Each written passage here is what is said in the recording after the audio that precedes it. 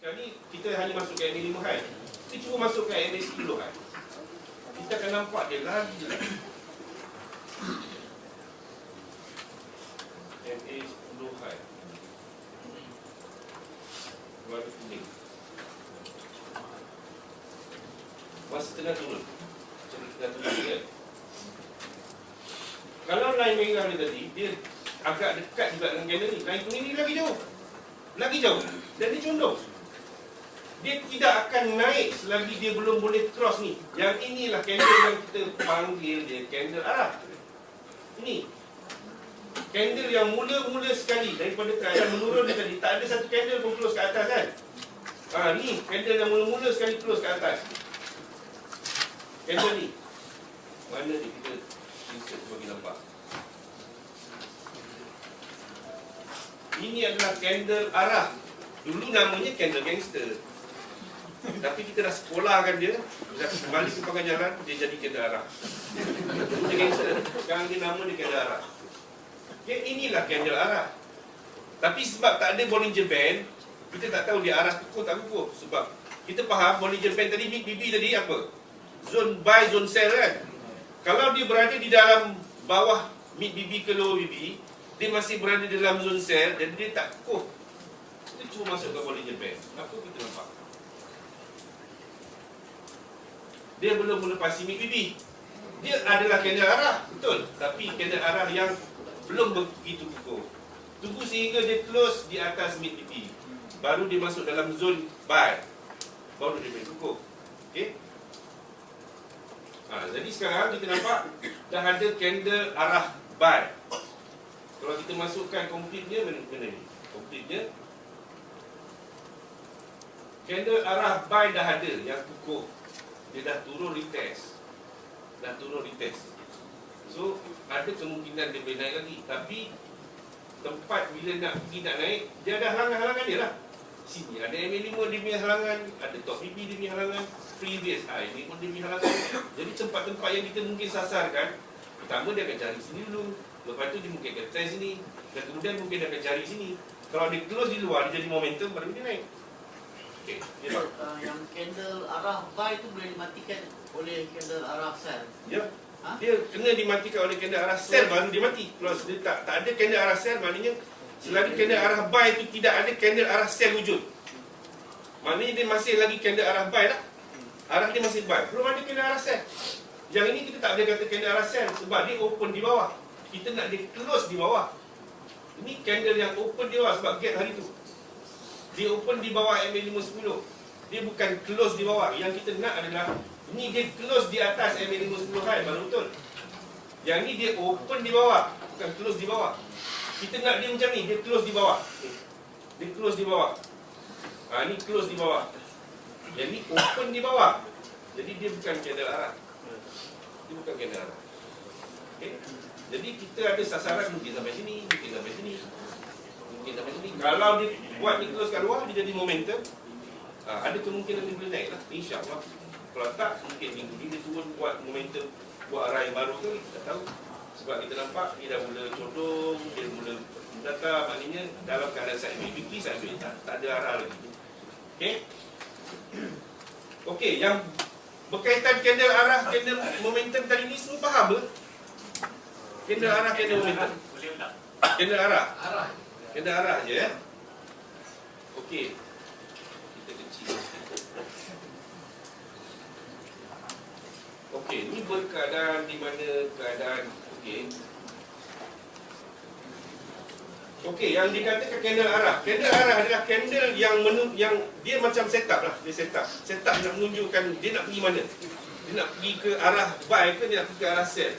Jadi dia mesti melepasi. First and foremost, dia mesti berlawan arah daripada arah yang sebelumnya. Contoh macam sekarang. Macam ni ni dalam keadaan menurun kan, di dalam trend. Candle semua close di bawah MA510 high dan line tu berada pada body candle. Downtrend lah. Downtrend. Sehinggalah sampai kat sini.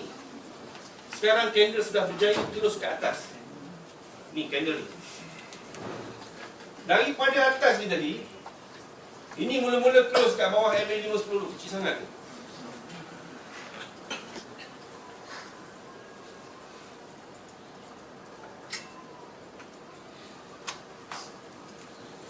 Ni candle yang mula-mula cross MA510 tu. Dia menjadi candle arah. Dan dia adalah candle arah yang kukuh sebab dia melepasi MACD. Dia dah masuk dalam zone sell. Betul? Kita nak tunggu dia nak masuk kat sini, kita tunggu dia retest. Retest kat sini lah. Ini di weekly. Kalau kita nak tunggu berapa minggu tu? 1, 2, 3, 4, 5, 6, 7 minggu. 7 kali 7 minggu berapa bulan? 2 bulan tu. 2 bulan kita pun dah dapat entry. Kita dah nampak ada ni, jangan tunggu entry di sini. Tengoklah di daily, tengok dashboard. Kita boleh dapat entry di time dia kecil. Okay? Tapi kalau kita tengok di weekly, sinilah entry kita, entry dia. Tetapi bila dia dah ada candle arah, inilah arah. Bila candle yang mula-mula close di bawah tadi tu. Dan sepanjang penurunan ni tadi, ada tak candle yang close di atas line merah dengan kuning ni? Close ke atas? Tak ada. Dia tak ada satu batang candle pun yang berjaya close kat bawah dia. Habis kuat, dia naik cuit dia je. Dia naik test je. Naik test je. Sehinggalah sampai ke sini. Sehingga dia sampai kat sini, baru ada satu candle close kat atas dia. Nampak candle ni? Ada yang terlindung kat sana kan? Ni, candle ni. All this while kan semua close kat bawah. Bawah MA510 high. Semua close kat bawah MA510 high, tetapi candle ni close kat atas MA510 high. Ni, candle ni. Itulah candle arah. Yang pertama close di atas dia. Close kat atas MA510 high. Ni. Ini candle arah. Tetapi dia tidak masuk lagi ke dalam zone buy. Kita nak buy kan? Sebab ni adalah candle arah untuk buy. Dia bagi petunjuk yang dia nak naik. Kita nak, dia dah bagi kita nak arah yang kukuh. Kalau arah yang kukuh, biar dia sampai close ke atas. Close di atas MACD. Sebab dia dah close ke atas MACD, maknanya dia dah masuk dalam zone buy. Kita nak buy sekarang ni. Bila dia start close ke atas, dia buat arah yang kukuh. Jangan terus masuk. Kita tunggu dia retest. Dia akan turun cari MA510 dulu. Sini baru kita punya set up untuk entry buy. Tadi ada yang tanya kepada saya, bang, macam mana bang? Ada candle momentum dah ada. Saya masuk candle momentum buy, saya masuk buy, tiba-tiba dia turun. Dia turun, saya cut loss, saya masuk sell. Saya ada naik atas. Kerana dia dah ada arah, lepas tu dia masuk buy.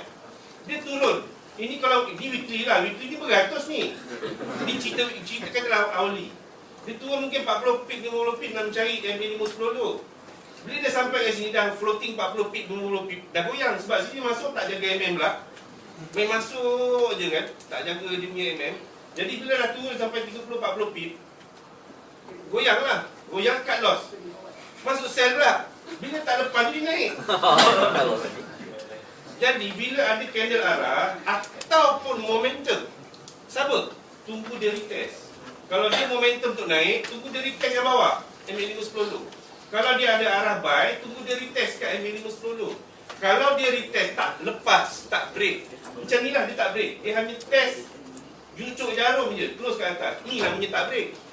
Kalau dia break, dia jadi macam ni, dia break, dia close kat atas.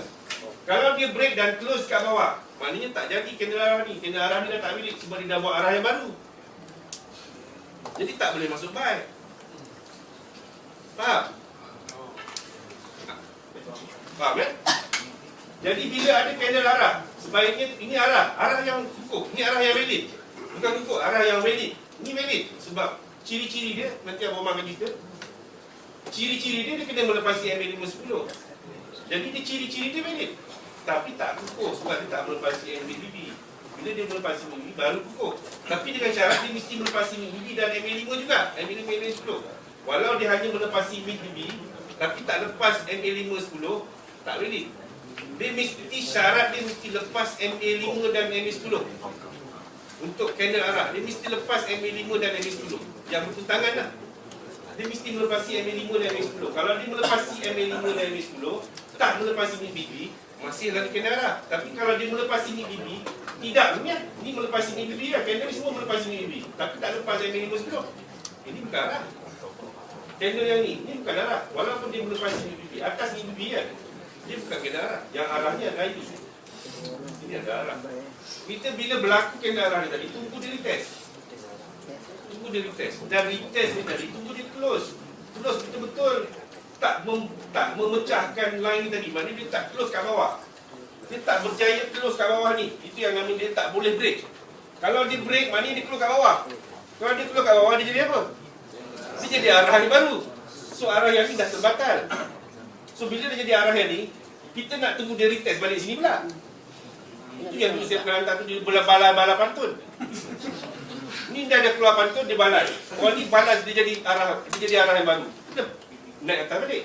Naik atas break. Dia kena turun bawah balik. Turun bawah break lah lagi. Naik atas balik. Dia berlaku apabila sideway. Masa sideway tadi kan kita nampak BB menata je, BB pun menata je. Masa tu dia akan ada arah buy, arah sell, arah buy, arah sell, arah buy, arah sell. Masa di tengah sideway tadi tu, candle arah menipu kita. Tak apa-apa, tak cun nak pakai. Tapi bila dia dalam keadaan sideway ni tadi, saya lebih suka tunjuk candle momentum. MA5 dan MA10 high, MA5 dan 10 low. Termasuk pada sini MA5 dan 10 low. Warna putih yang tak ada setup itu, warna putih untuk low. Okey. So ni perbezaan di antara keadaan di masa di tengah turun menggunakan MA5 10 high dan ni semasa tengah turun masih guna MA5 10 low. Benda yang sama. Ya? Benda yang sama. Masa turun kita nampak jelas. Serat balik semua duduk dekat bawah line merah dan kuning. Dan kita tengok susun atur line tu pun kita tengok juga. Masa di tengah turun macam ni, tengok line kuning duduk dekat atas. Dan ni masa tengah turun, line putih dekat atas. Masa dia tengah nak naik, dia terbalik sebab dia dah bersilang kat bawah. Tapi yang persilangan ni tadi bukan signal kita. Bukan signal kita. Tapi bila kita nampak, bila full punya setup, bila kita dah masukkan setup yang full macam ni, chart kita nampak, oh putih di bawah purple, putih bawah purple, tengah naik. Kita susun atur tu tadi pun kita boleh baca kita boleh baca. Sebab benda ni semua adalah logik sahaja. Logik sahaja. Benda yang kita gunakan teknik BBMA ni tadi, apa yang kita cerita kat sini, saya cerita kat bawah cerita, adalah hasil pemerhatian saja. Bukannya hasil formula sana, formula sini, kita calculate D, Y, X, tak ada. Dia bukan rocket science punya teknologi, tak.